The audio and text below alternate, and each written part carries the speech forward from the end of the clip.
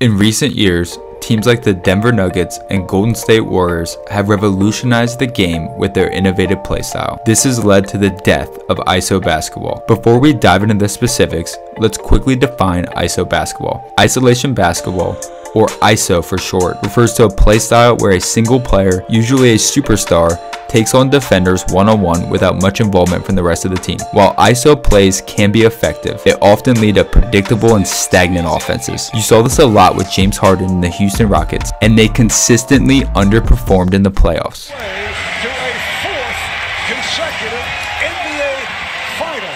This crowd is stunned.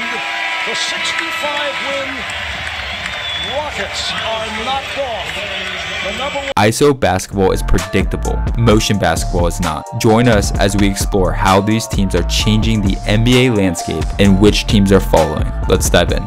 The Nuggets and the Warriors are known for their exceptional off-ball movement. Players constantly cut, screen, and reposition themselves to create space and generate scoring opportunities for themselves or their teammates. Both the Nuggets and the Warriors prioritize ball movement in their offenses. They excel at swinging the ball around the perimeter, finding open teammates, and creating high-quality scoring opportunities. This emphasis on sharing the ball helps keep the defense off balance and creates open shots. Also, the Nuggets and Warriors both utilize the point center. Both Green and Jokic excel as playmakers, using their passing ability, court vision, and high basketball IQ to involve their teammate and create open looks. They embrace their roles as an unconventional point guard and provide a different dimension to their team's offenses. Their ability to initiate plays, facilitate ball movement, and make smart decisions makes them indispensable pieces of their respective team's successes. Both teams involve multiple players in their offensive schemes. They don't rely solely on a single superstar to carry the load. Instead,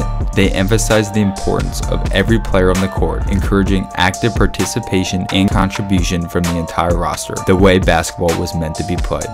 Secretly, this past season, the Sacramento Kings had the best offensive season in NBA history. The Warriors and Nuggets have been established as an excellent ball movement and unselfish offense for a long time. But recently, the Kings have shown similar flashes of prioritizing ball movement and player involvement in their offensive sets. They aim to create open shots by swinging the ball around the perimeter, making quick passes, and finding the open man. What is also similar is that the Kings run their offense through their center, Domontas Sabonis. Like Jokic and Draymond, Sabonis is an excellent passer and decision maker, which makes the offense thrive. So what does the point center have to offer that the traditional guard ball handler does not? First off, the defensive center, who usually has the role of rim protection, is now forced to guard the ball. This allows for cuts to the rim with no big man there to defend. Secondly, having your big man with the ball allows for the guards to cut.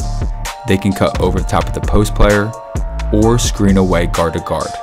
When they screen, they can slip, and that's lethal because of the lack of rim protection. Although all three of the Kings, Warriors, and Nuggets offenses are slightly different because of their different personnel, they all utilize one thing in particular: dribble handoffs, which requires the center to be the primary ball handler. Out of all the teams in the NBA, the top 3 teams that use dribble handoffs per game in the NBA playoffs were the Kings, Warriors, and Nuggets. So what do you think? Is the dribble handoff and point center the future of the NBA? Let me know in the comments. And as always, get buckets.